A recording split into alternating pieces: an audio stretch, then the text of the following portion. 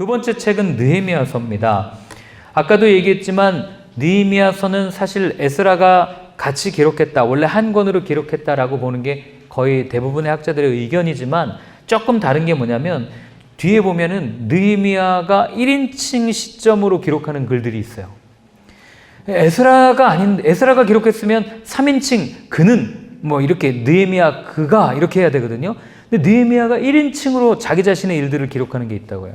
그럼 이건 어떻게 봐야 되지? 그래서 제일 그 개요 맨 마지막에 보면 아마도 느헤미야가 성벽 완성과 개혁 운동을 마무리한 후에 과거를 회상하며 기록한 부분이 있지 않았을까? 그냥 한번 추측을 해보는 거죠. 이 성경의 정확한 저자가 누구다? 이거는 함부로 이야기할 수가 없는 게 너무 아직까지 논란이 많기 때문에 여러분들이 이 정도로만 알고 넘어가시면 될 것 같습니다. 자, 느헤미야는 유다 지파 하가랴의 아들이었고 두 번째 문단입니다. 포로 시절에 아닥사스다 1세 때 술 맡은 관원으로 있었습니다. 잘 아시다시피. 그래서 하루는 술 맡은 관원으로 있는데 술 맡은 관원이 여러분 오늘날 얘기하는 뭐 그거 아니에요. 그거 아닙니다. 굉장히 높은 지위예요. 왜냐하면 왕 술 잘못 먹고 누가 거기다 약 타면 어떻게 해요? 그러니까 가장 신뢰할 만한 사람에게 주는 직임 중에 하나가 바로 술 맡은 관원이었습니다. 그러니까 그만큼 성실했고 그만큼 능력이 있었다는 사람이에요. 그런 사람이 얼굴이 이렇게 수심이 가득하니까 왕이 묻는 거죠. 너 대체 무슨 일이냐? 그랬더니 느헤미야가 얘기하죠. 내 백성이 있는 그 땅이 초토화돼가지고 내가 마음이 너무 불편해가지고 어쩔 수가 없습니다. 나 좀 어떻게 해야 될지 모르겠습니다. 이렇게 얘기해요. 근데 여러분 그거 아세요? 느헤미야가 머리가 얼마나 좋았냐면 느헤미야가 왕한테 이 이야기를 할 때 옆에 누가 있었는지 알아요? 왕비가 있었습니다. 아시겠습니까? 나중에 한번 보세요. 하여튼 자 넘어가서 그러니까 그 기회를 잘 이용해 가지고 왕한테 이야기하고 유다 총독으로 예루살렘으로 이제 오게 되죠. 그가 했던 일은 두 가지입니다. 하나는 성벽 재건, 그리고 두 번째는 종교 개혁 이거예요. 그러니까 어떻게 보면 에스라서랑 똑같죠. 성전을 재건하고 사람들의 보이지 않는 삶을 개혁했던 것처럼 느헤미야 역시 성벽을 재건하고 그 다음에 이제 종교 썩어 있는 이런 종교적인 모습들을 다 이렇게 다시 한번 개혁하는 모습들을 보게 됩니다. 재미난 건 성벽을 얼마 만에 짓냐면 여러분 기억하십니까? 혹시 얼마 만에 짓는지? 52일 만에 짓죠. 이게 느헤미야가 재건한 그 성벽 그림인데요. 절대로 작은 분량이 아니에요. 그리고 여기 보면 여러분들 읽다 보면은 뭐 샘문곁 이렇게 있잖아요. 그건 말 그대로 샘에 있는 문이에요. 여기 워터게이트 보이시죠? 샘문이 샘이 있는 문, 그러니까 샘에 있는 문 이런 뜻이에요. 그러니까 이게 뭐 독특한 이름이 아니고 양문은 양들이 출입하는 문. 안 어렵죠? 한글 성경이 어려워서 그래요. 그래서 이제 그렇게 하는데 재미난 거는 이 성벽을 다 섹터를 나눠서 재건을 하는데 섹터를 나눌 때도 느헤미야가 얼마나 탁월했냐면 그냥 아무한테나 제비 뽑아가지고 너 여기서부터 여기까지 여기서부터 여기까지 이렇게 하지 않았어요. 자기 집에서 가까운 곳에 있는 사람들이 그 집에서 가까운 곳을 중수하게 합니다. 이게 빨리 성벽을 재건할 수 있었던 이유예요. 용역을 부리면 여기 사는데 저 끝에 가서 하려면은 가는데 시간 걸리고 오는데 시간 걸리잖아요. 아니면은 저쪽에 가서 해야 되니까 집에 못 오니까 또 사기도 떨어지고 가족을 못 보니까 느헤미야가 머리를 쓴 거죠. 이쪽에 사는 사람들은 여기, 이쪽에 사는 사람도 여기 이런 식으로 해가지고 성벽을 굉장히 빠른 시간 안에 재건하게 합니다. 그리고 여러분들이 느헤미야서 또 읽다 보면 알겠지만 성벽을 재건할 때 이 도비아라든지 막 와가지고 막 깐죽깐죽거리거든요. 그러니까 어떻게 합니까?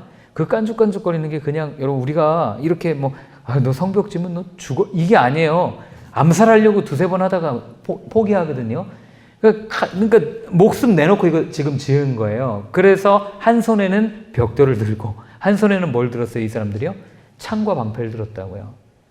이해되십니까? 이게 느헤미야서가요. 사실 오늘을 사는 그리스도인들의 어떻게 살아야 되는가, 그리고 느헤미야는 그 그리스도인들의 정치 참여에 대해서도 굉장히 많은 주제를 담고 있는 책이에요. 여러분들이 한번 그 내용을 가지고 읽어보시면 되겠습니다. 그런데 재미난 건 이 성벽은 52일 만에 다 재건을 하는데 느헤미야가 이 성벽 안에 사는 사람들을 종교개혁을 하잖아요. 이방인과 결혼 못하게 하고 또 종교개혁을 합니다. 그건 얼마나 걸렸을까요? 종교개혁을 했어요. 그리고 이제 어쨌든 술 맡은 관원이니까 임시 직분이니까 다시 바벨론으로 돌아갑니다. 그죠? 돌아갔다가 다시 와요. 근데 와보니까 어떻게 돼요? 다시 개판이 된 거예요.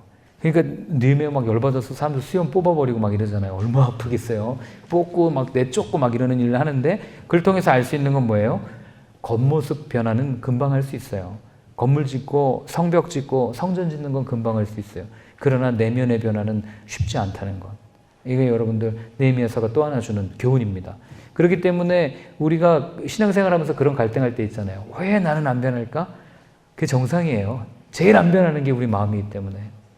사람의 겉모습은 금방 변할 수 있어요. 교회 다닌 지 2년, 3년만 되면요. 그냥 전도사 목사같이 하고 다니시는 분들도 있어요. 그리고 2, 3년 되면 성경 가르칠 수도 있어요. 그런데 이건 제일 안 변해요. 이해되시죠? 그러니까 나는 왜 안 변할까? 괜찮습니다. 안 변해요. 주님 앞에 가는 날까지 변할 거예요. 그러니까 그거를 우리가 망각하면 우리는 늘 고개 숙이고 아, 나 또 넘어졌네. 또 힘드네. 또 안 되네. 그냥 말씀드릴게요. 여러분 안 돼요. 그냥 그리고 빨리 그냥 포기하시고 안 되지만 그분 곁에 붙어 있어야 되겠다. 이 마음을 가지고 살지 않으면 우리는 끝까지 시험만 들다가 끝납니다. 신앙생활이. 그래서 그거 한번 기억하셨으면 좋겠어요. 자, 넘어가겠습니다. 자, 느헤미야서는 누가 기록했을까요? 아까 이제 말씀을 드렸고요. 구조는 이렇습니다. 1장부터 7장까지는 이 느헤미야, 총독 느헤미야가 뭘 했는가? 이 성벽을 크게 52일 만에 재건하는 그런 일들을 보이는 모습을 쭉 그려주고 있고요. 하나님의 일을 하는데 성벽을 재건하는데 얼마나 많은 방해가 있는지 그대로 적나라하게 드러내 보이는 것을 보여주는 책이 느헤미야서예요. 그리고 나서 후반부에는 에스라와 느헤미야가 함께 영적 부흥운동을 일으켰던, 그러니까 사람들의 삶을 개혁하기 위해서 말씀을 가리키고 그리고 그 말씀대로 살게 하기 위해서 종교개혁을 했던 그런 모습들을 보이는 책이 느헤미야서입니다. 별로 어렵지 않으시죠? 네, 그래서 느헤미야서의 강조점은 뭐냐면요. 거기 책이 한번 요 강의안을 보시면은요. 다른 구약의 책들과 마찬가지로 느헤미야서에 두드러진 강조점은 하나님이 당신의 백성과 맺은 언약에 대한 겁니다. 언약, 약속에 대한 거예요. 그래서 구약의 두 가지 관점, 아까 얘기했죠. 신명기적 관점이냐 역대기적 관점이냐. 이거 중에 에스라 느헤미야는 역대기적 관점, 즉 제사장적인 관점에서 역사를 해석하는 거죠. 하나님께 돌아가야 된다. 하나님께 가야만 우리가 회복된다. 그렇기 때문에 에스라서와 마찬가지로 느헤미야서 역시 이방인들과 통혼하지 않고 하나님과의 약속을 지키겠다라고 그 서약하는 장면이 나오는 이유가 그겁니다. 자, 그런데 중요한 건 뭐냐면요. 현실을 직시하라예요. 현실을 직시하라. 왜 현실을 직시하냐면 성벽 이 안에 성전이 저어졌다는 거는 성전은 언제든지 뺏길 수가 있는 거예요. 템플 있잖아요. 그죠? 근데 성벽이 쳐졌다는 얘기는 이방 민족이 함부로 공격할 수 없다는 얘기죠. 그러니까 어느 정도 안정이 된 거예요. 성벽이 세워지고 난 뒤에는 우리 영토입니다. 이게 된 거죠. 그런데 그렇게 어느 정도 안정되고 해결되니까 어떤 문제들이 일어나요? 우리나라도 보세요. 일제시대 때 독립되기 전에는 독립투사들이 만주에서부터 시작해서 뭐 제주도, 뭐 미국, 중국 뭐 임시정부 세워가면서 전 세계 방방곡곡에서 나라의 독립을 위해서 의기투합해서 그렇게 나라를 그렇게 독립을 위해서 싸우지 않습니까? 그런데 나라가 독립된 이후에는 어떻게 됩니까? 안에 문제들이 발견되기 시작하는 거예요. 내부적인 갈등들이 일어나는 겁니다. 느헤미야가 기록하고 있는 대표적인 내부적인 갈등이 뭐냐면 이 상류층 지도자들의 고리대금업이었어요. 돈놀이였어요. 돈놀이. 그래서 거기 제가 적어놨는데 그 느헤미야 5장 8절 한번 읽어볼까요? 함께 읽겠습니다. 우리는 이방인의 손에 팔린 우리 형제 유다 사람들을 우리 힘을 다하여 도로 찾았거늘 너희는 너희 형제를 팔고자 하느냐 더구나 우리의 손에 팔리게 하겠느냐라고 얘기한 거예요. 이게 무슨 얘기냐면 돈을 빌려준 거예요. 그런데 이자가 이게 만만치 않잖아요. 그러니까 이자가 너무 늘어나니까 나중에는 이 사람이 어떻게 하냐면 그걸 갚는 걸 포기하고 내가 당신의 종이 되겠습니다. 이렇게 된 거예요. 동족끼리. 이방 민족도 아니고. 그러니까 거기 그렇게 얘기를 하는 거죠. 더구나 우리의 손에 팔리게 하겠냐. 이 얘기를 하는 겁니다. 우리가 포로에서 어떻게 데리고 왔는데 어떻게 여기까지 왔는데 너네들은 저 사람의 중요한 걸 생각하지도 않고 어떻게 그냥 저렇게 돈이 없다고 멸시하고 나중엔 저 사람들의 생명까지 저당 잡아서 그렇게 살 수가 있냐라고 느헤미야가 꾸짖습니다. 그래서 이자 받기를 그치라고 권하고 그때 사람들이 거기 동조합니다. 근데 그렇게 될 수 있었던 이유가 뭐냐면 느헤미야의 삶 때문이에요. 느헤미야는 어떻게 합니까? 한 번도 거기 뭐 본인이 나중에 기록하잖아요. 내가 총독의 녹을, 그러니까 월급을 안 받은 거예요. 저기 바벨론으로부터 오는 월급을 안 받고 뭐 받아서 아니면은 나눠줬겠죠. 그렇게 하고 자기 자비량으로 개혁을 일으키고 성벽 재건을 지휘하고 이렇게 했던 겁니다. 이해되십니까? 그러니 사람들 앞에서 야 너네 이자 받지 마 하니까 먹히는 거죠. 본인이 돈 월급 받을 거 다 받고 이자 다 받으면서 야 이자 받지 말자 이렇게 얘기하면 사람들이 듣겠어요? 안 듣는 거죠. 그러니까 느헤미야는 그렇게 본을 보였던 모습들을 우리한테 보여주는 것. 그래서 기독교는 입술의 종교가 아니라는 것을 여러분들이 꼭 기억하셔야 됩니다. 전도하자 이렇게 얘기하는데 사실 오늘날 교회가 전도왕 그러는데 그거는 마케팅의 일부일 뿐이에요. 그 전도대회 끝나면 그 몇천 명씩 전도했던 사람 다 어디 갔는지 모르겠어요. 그죠? 근데 진짜 전도는요, 그냥 말하지 않아도 그 사람이 먼저 같이 가자 그래요. 그런 경험을 여러분들 한번 하셨으면 좋겠어요. 내가 예수님 잘 믿었더니, 입술로 막 예수 믿어라, 전도, 물론 그 강권하여 채우는 것도 필요합니다. 그러나 그렇게 하지 않았는데, 그냥 저 사람이 내 삶을 보더니, 이 사람은 좀 뭔가 독특하다. 어떻게 저렇게 항상 웃을 수 있지? 어떻게 저렇게 손해를 보고도 저렇게 어떻게 다른 사람을 배려할 수 있지? 어떻게 뭐 때문이야? 라고 하다가 전도돼서 오는 사람이 굉장히 많아요. 저는 거의 없을 거라고 생각했거든요. 굉장히 많더라고요. 그래서 제가 그때 알았어요. 전도는 이렇게 하는 거구나. 전도는 말로 하는 게 아니구나.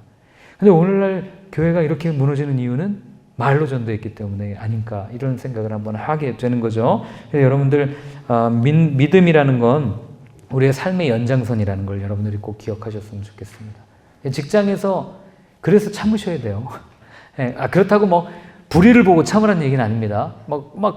이상하게 이렇게 훔치는데 그걸 보고 그래도 사랑해야지 나는 그리스도인이야 하고 괜찮아요. 더 필요하세요? 제 거 더 가져가세요. 이렇게 하면 안 돼요. 차라리 이거 훔치면 안 돼요. 차라리 내 돈 드릴게요. 이거는 모르겠어요. 그러나 훔치는 걸 보고도 그건 그 사람 인생 망치는 거고 그렇게 할 게 아니라 정말 우리가 때로는 이럴 때 있잖아요. 어떤 프로젝트를 진행하는데 이거 하면 바로 승진이에요.